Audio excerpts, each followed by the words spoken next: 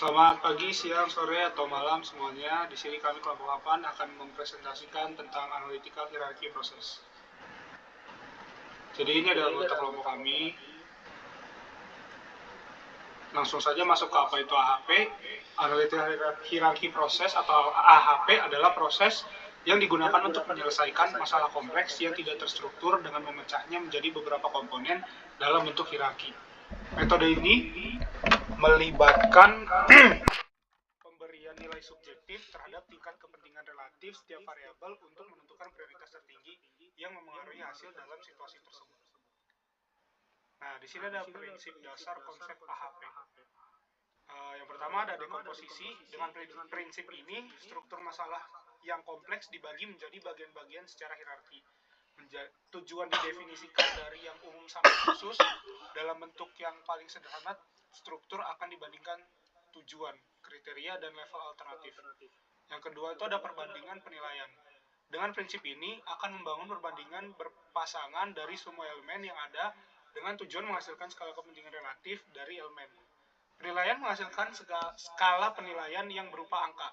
Perbandingan berpasangan dalam bentuk matriks jika dikombinasikan akan menghasilkan prioritas. Yang ketiga adalah sintesa prioritas. Dilakukan dengan mengalihkan prioritas lokal dengan prioritas dari kriteria bersangkutan di level atasnya dan menambahkan ke setiap elemen dalam level yang dipengaruhi kriteria. Hasilnya berupa gabungan atau prioritas global yang kemudian digunakan untuk memboboti prioritas lokal dari elemen di level terendah sesuai dengan kriterianya. Jadi ada di sini kita udah nyiapin dua contoh penerapan AHP. Yang pertama tuh dalam bidang pendidikan, evaluasi kinerja mahasiswa. Menilai kinerja mahasiswa berdasarkan kehadiran, tugas, ujian, dan partisipasi dalam kegiatan akademik. Selanjutnya ada dalam bidang teknik. Itu bisa dievaluasi desain produk. Membandingkan berbagai desain produk berdasarkan kriteria seperti fungsionalitas, estetika, biaya produksi, dan kemudahan penggunaan. Kelebihan? Nah, kita lanjut di kelebihan AHP. Yang pertama itu sederhana dan terstruktur, yaitu memecah masalah kompleks menjadi hierarki yang mudah dipahami. Kemudian fleksibel, jadi dapat diterapkan pada berbagai jenis keputusan dari yang sederhana hingga kompleks. Yang ketiga, mengintegrasikan kualitatif dan kuantitatif, yaitu menggabungkan data objektif dan penilaian subjektif untuk menghasilkan prioritas. Nah, yang keempat itu ada konsistensi penilaian, memiliki mekanisme untuk memeriksa konsistensi dalam perbandingan berpasangan. Dan yang terakhir itu ada prioritas yang jelas, yaitu memberikan bobot yang jelas untuk setiap alternatif berdasarkan analisis perbandingan. Nah, selanjutnya kekurangan HP. Yang pertama itu ada subjektivitas tinggi, bergantung pada penilaian subjektif, sehingga rawan bias jika tidak dilakukan dengan hati-hati. Yang kedua ada kompleksitas pada banyak kriteria, jadi jika jumlah kriteria atau alternatif terlalu banyak, proses perbandingan berpasangan menjadi rumit dan memakan waktu. Dan yang ketiga ada sensitivitas terhadap perubahan input. Hasil dapat sangat dipengaruhi oleh sedikit perubahan dalam nilai input. Kesulitan skala besar, jadi kurang efisien untuk keputusan yang melibatkan banyak pengambilan keputusan atau kriteria dengan hubungan kompleks. Dan yang terakhir adalah ketergantungan pada konsistensi pengambilan keputusan.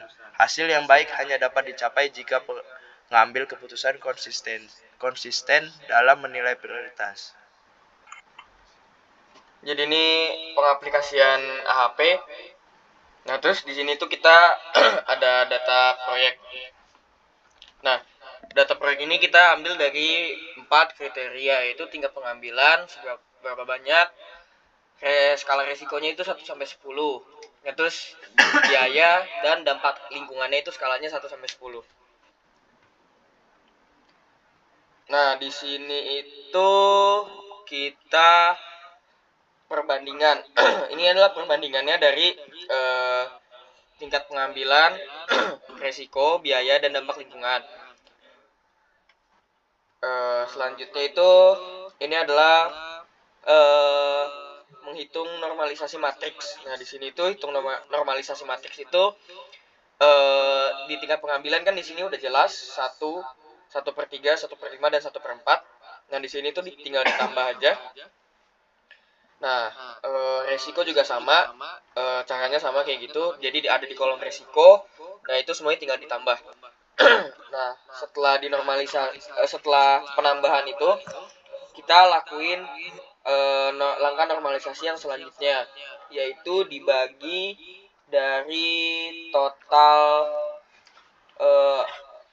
penambahannya yang awal tadi, buat dari hitung kolom. Nah, jadi tingkat pengambilannya kayak tadi yang di atas itu, kalau 1/3 per 1/783 hasilnya berapa, 0,561, dan seterusnya itu sama semua caranya. Nah, selanjutnya itu kita menghitung bobot kriteria. Nah, dari kita menghitung bobot kriteria ini, kita caranya itu buat ngitung bobot rata-rata. Nah, ya kita ini ngerata-ratain dari hasil normalisasi tadi, kan itu ada 4 kolom. Nah, jadi hasil jumlah normalisasi tadi dibagi 4. Halnya sama kayak resiko, biaya, sama dampak lingkungan. Nah, terus ini ada total bobotnya. Nah, selanjutnya ini kita bikin matriks perbandingan untuk tingkat pengambilan, resiko, buat biaya sama lingkungan. Ini tuh kita bikinnya ABC. Ya soalnya tadi kan ada 3 proyek, jadi kita bikin aja tingkat matriks perbandingannya kayak gini. Nah, terus ini habis itu kita caranya buat matriks buat normalisasi sama ngitung, itu bobot proyek yang tadi kita ini di atas kita udah bikin. Itu caranya itu 1 + 3 + 0,5. Itu dia dapat dari mana? Dapat dari yang awal itu, matriks perbandingan buat proyek tingkat pengambilan. Itu kolom bagian atas itu dijumlahin, terus kolom yang tengah dijumlahin, kolom yang bawah dijumlahin. Habis itu kita normalisasi. Ya, normalisasi itu ya kembali lagi yang kayak awal tadi, dari sini terus dibagi dari hasilnya. Dapatnya itu hasilnya itu 0,22, 0,667 sama 0,111. Nah, ini resiko juga sama caranya kayak tadi. Terus biayanya juga sama, dan dampak lingkungannya juga sama caranya kayak tadi. Nah, terus ini kita buat ngelihat hasilnya. Nah, caranya itu lanjut Jan. Apa nih? Proyek yang disarankan adalah proyek B dengan nilai tertinggi berdasarkan perhitungan AP. Jadi di proyek A ini perhitungannya WA sama dengan nilai sekian dan proyek B yaitu WB yaitu proyek B dengan nilai sekian dan hasil 0,812. Terus proyek C juga dengan hasil proyek C membuahkan hasil 0,167. Jadi di sini proyek yang disarankan itu proyek B, soalnya nilainya tertinggi. Tutup Jan. Makasih.